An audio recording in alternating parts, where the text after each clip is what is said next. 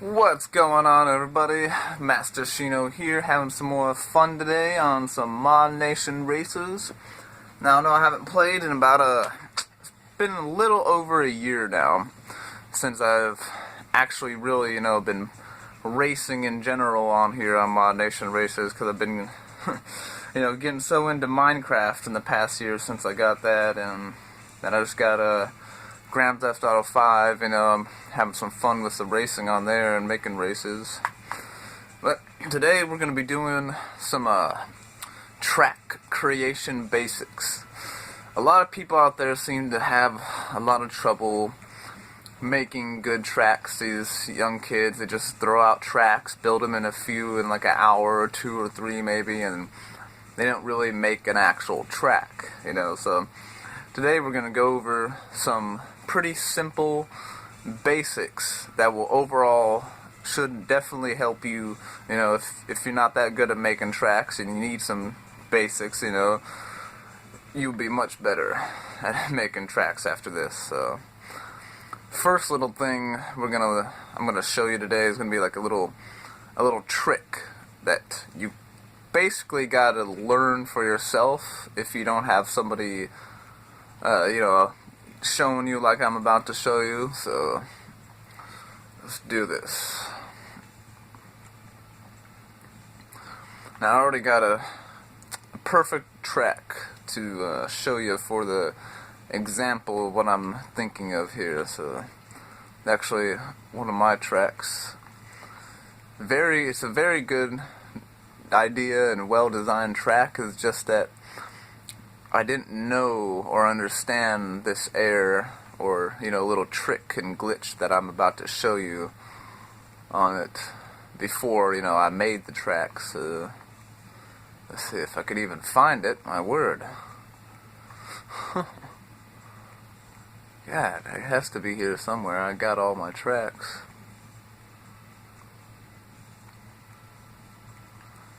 Okay, now something's going on here. Let's see. I'm just gonna pause the video for a second because I gotta find this track. There we go. Knights of the Round Table. I epically passed it up. I'm sure you're gonna see that in the video. You'll be like, he passed that up.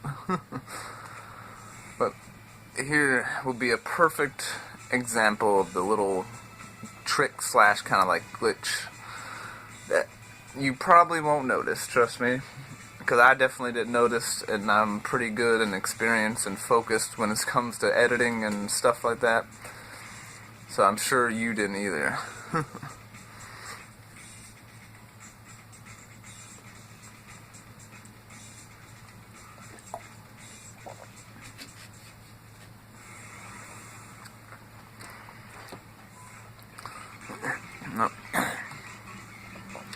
Now basically what I'm going to show you is, it has to do with making a free roam, like a free zone, like, if you don't know what that means in the editing on here, it's basically like this right here.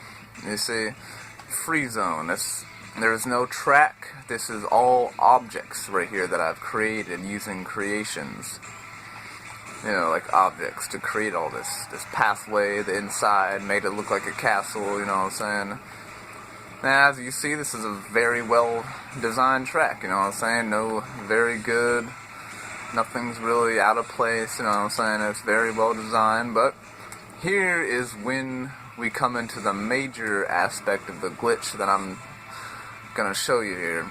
This whole area that I'm entering right now is basically, like, what I had in mind was like a castle, like you're climbing up the stairs of a castle, you know what I'm saying? And I figured I did a pretty good job, it's smooth, it's good, there's no really any problems. You can go up the stairs pretty easily. You got boosts to help you up, you know what I'm saying?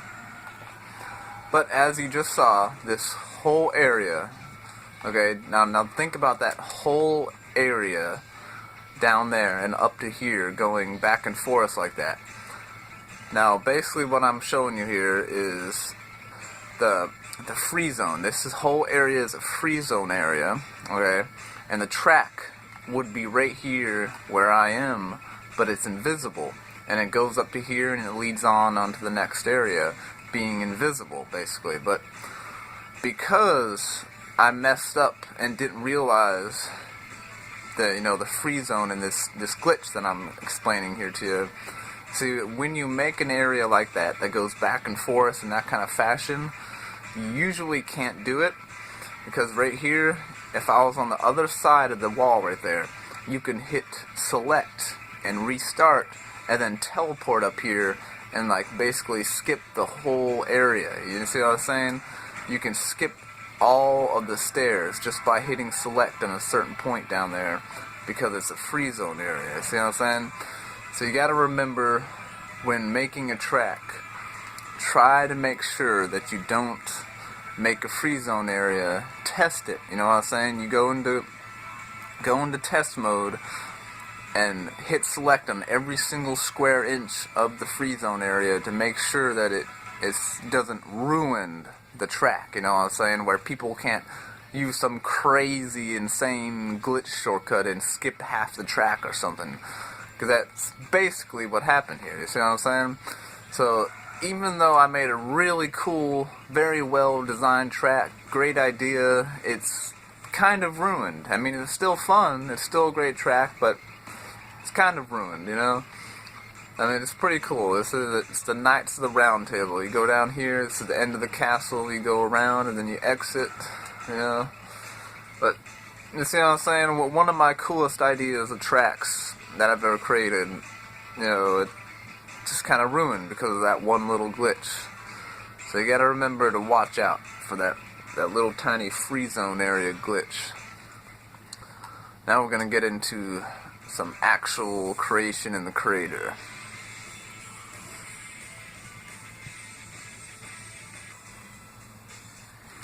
Alright guys, now we're going to go to the actual creator. I'm going to go to one of my latest tracks that I was working on a very long time ago. I was trying to finish up with my Rally 101 series here that I've been making. Basically what my Rally 101 series, I would say overall, the whole aspect of the idea is to show how you can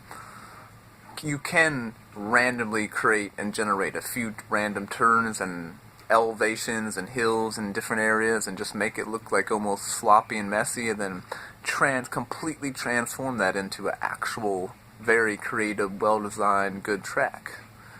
That's one of the things I'm trying to go for in my Rally 101 series tracks, because I already have 5 bronze ones made, and then I have 3 silver ones made.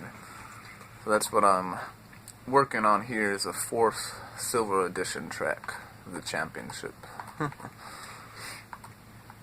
Who knows, maybe someday we'll have a championship on all the bronze cup and the silver cup, and when I eventually have the gold cup made, if I ever get around to it. But, yeah, let's see. What was I thinking of? Oh yeah, another trick, let's see. Which one was it? Breadcrumbs, yes. This is one of the things that people epically fail at a lot too, because they don't, you know, like, say I'm going to put a breadcrumb right here. Let's see. Let's see.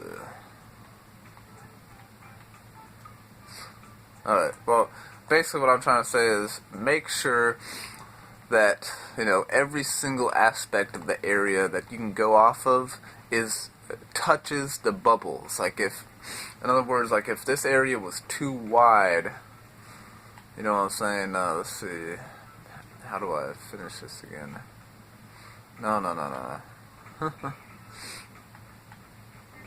Oh, that's right. I gotta connect it, I believe, back to... Yeah, okay.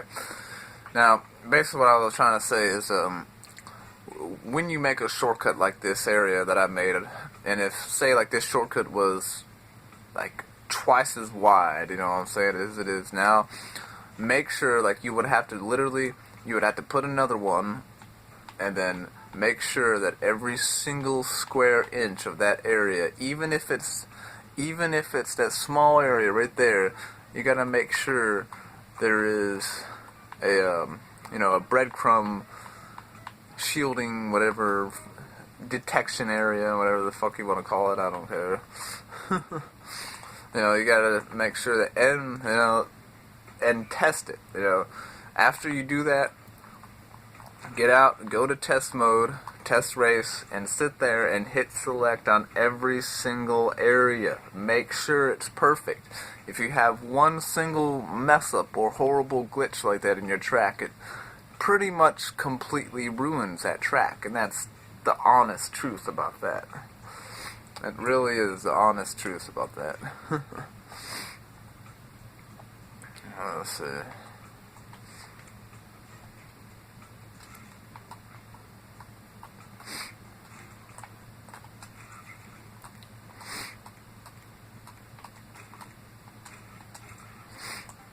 Now, as you can tell, this, I guess, I'm thinking of first-person shooter when I have it on opposite controls, for the joystick.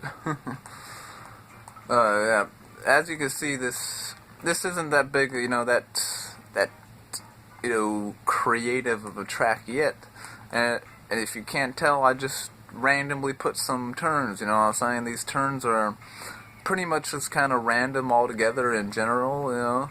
There's nothing special about them. I just put some turns and some elevations here or there, and thinking in my mind as I'm creating it, the style. That's something that's very important before you even begin.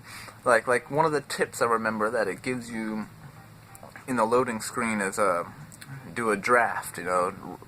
Draw down your track. But I mean, that's all kind of feels like a little too extreme. I mean, I'm not saying it is. If you really want to do that, go ahead, but I don't think you need to go that far, drawing your track into the, on a paper before you make it. But basically what I'm saying is, have in your mind ready, have the whole idea, the generalization of the idea, in your head that you're going to do, the environment, what I'm saying, you gotta really have it in your head about what you're creating before you even begin. And, as you can see, these might be random turns, but they kind of coincide with like a rally type race. I'm going for like a rally type race, off-road, so you really gotta pay attention to stuff like that. So I guess we're just gonna do some creating now. Well, no, well, yeah, there's a few more things I can help you on. Let's see, what else? Boosts and power-ups. This is a major thing. People do not seem to understand boosts and power-ups to the extent of putting too many and putting too little, or not putting the right amount.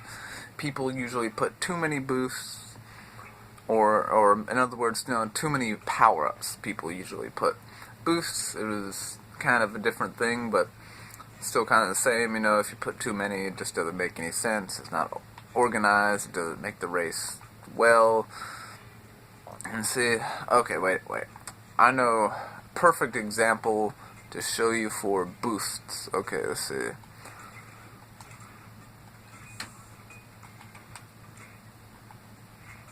Oh no, I want to go over it. Okay. I'll see, basically, nope, okay. I'll see right here, see, this is seriously a major aspect of creating a track that people fuck up on, that I believe ruin a track, and people still like the track. I don't know why. I still agree that maybe some tracks that have this problem are still okay. Don't get me wrong, I don't hate on tracks like that, but it does pretty much kind of ruin the race when you have a booster that's, like, say, if I put this boost strip right here, you're going to boost too fast, and you're not going to be able to make this turn properly, and you're going to crash, or you're going to run into the wall, you're going to ruin your drift points that you're earning, you're going to ruin your speed, it's just gonna ruin you in the race. You know what I'm saying? And there's no need for that. There's no need to put a boost strip in the wrong place. Placement is everything when it comes to boost strips and recharge pads for boost. It's everything. You gotta think like shortcuts, multiple ways. See right here, basically I've been using the same kind of pattern in general. Sometimes I make multiple pathways in these Rally 101 races, and you see how I have it equalized. There's boosts on this path right here. There's boost and recharge pads, but over here you can get weapons, you see. So it's a choice basically. You want to get boost, refill, go faster, possibly get away maybe, you know what I'm saying? Or do you want to get a full power up, level 3 power up going through here, and then just, destroying your way ahead. I guess you can say it like that, you know what I'm saying? So, and then power-ups, okay. Power-ups. That's another major thing like boost and recharge pad placement. It's power-ups. People put way too many freaking power-ups, man.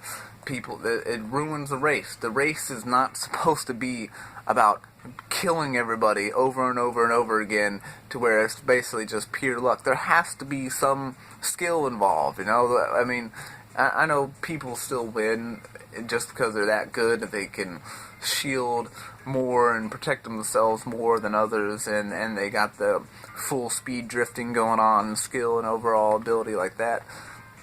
But, not everybody has that. So, that to me kind of ruins the fun for others. I might be at that level of skill and ability, but others aren't. That's what you got to think about. Everyone else. You know what I'm saying? You can't just think about yourself when it comes to the race that you're making. That's where people fall short. They don't think about everyone else that wants to race. Another funny thing I like a lot is about a lot of my friends on here, they act like, it just doesn't make any sense. They're almost as good as I am, and they try to act like I was winning all the time, and I know I wasn't winning all the time. I won like maybe 3 out of 7 of the races, and they were all my tracks. And see, just because they're my tracks doesn't mean I'm going to win, and I don't even care about winning, you know what I'm saying? People, I've gotten over that stage a long, long time ago after being equal to one of the best players, T-Scar T. I really don't care. I've been there. I proved myself, my skill and ability to drift as fast as some of the best players, and after that, I just don't care. I'd rather just create tracks, have fun, and bring fun to others with my tracks. And then say back to that point where they overreact about it being my track and me hosting only my tracks, and the shortcuts, they try to go like, oh, all the shortcuts. Like, dude, you do realize it's like they don't understand that I sit there and wait. You know what I'm saying? I wait for them, and I honk my horn, and I try to show them driving back and forth into the entrance of the shortcut. I try to show people the shortcuts. You know what I'm saying? I try to show them the shortcut. So you have nothing to complain about if I usually try not to win, and I show you the shortcuts. It's like, I mean, how can you not be having fun then? That's basically like Mr. Spock would say from Star Trek, because that is pretty illogical. I mean, if you ask me, that's pretty damn illogical. It's like, you're still having fun. I don't care about winning. I don't win every time, and I try to show you the shortcuts. So it's like, I don't know. See, it's so illogical that I can't even fully explain it. Because it doesn't make any sense. You're still having fun.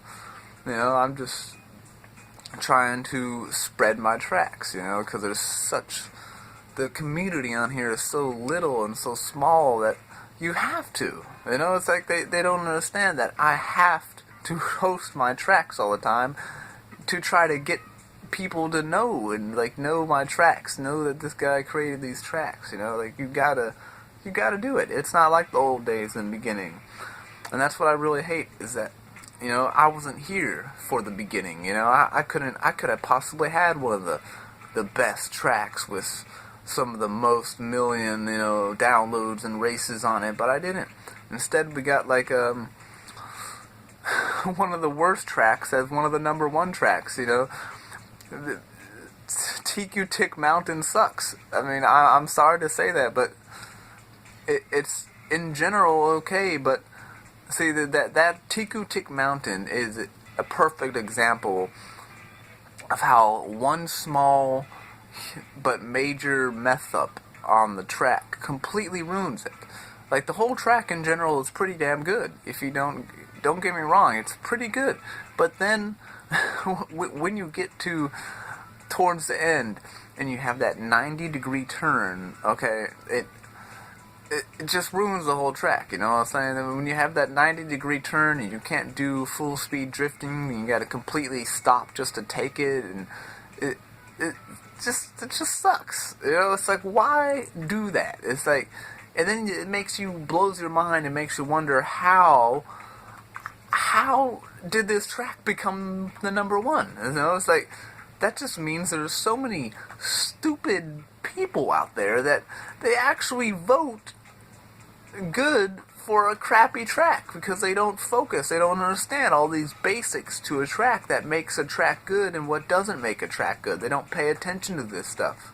You know what I'm saying? So remember, also, if you're evaluating a track that you're racing, evaluate it properly, Don't give a horrible track with a horrible... Well, no, I'm sorry, don't give like a pretty decently good track like TQ Tick Mountain, but has a horrible one little mistake that ruins it. Don't give that track a good vote. It doesn't deserve it. They need to fix it, I mean, it's just not right. It's just not cool to the people that are playing the game to put out a horrible track like that. People, I don't know. It's just the way I feel, I guess.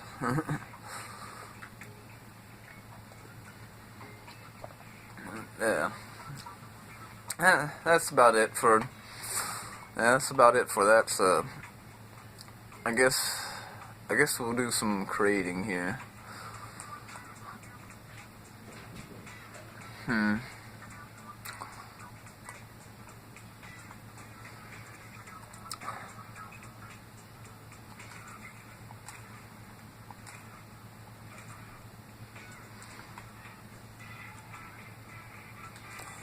Maybe I'll come back another time. Maybe we'll do a part 2. I don't know. But I guess I'm going to call it a day on that video. So until next time, guys, have fun.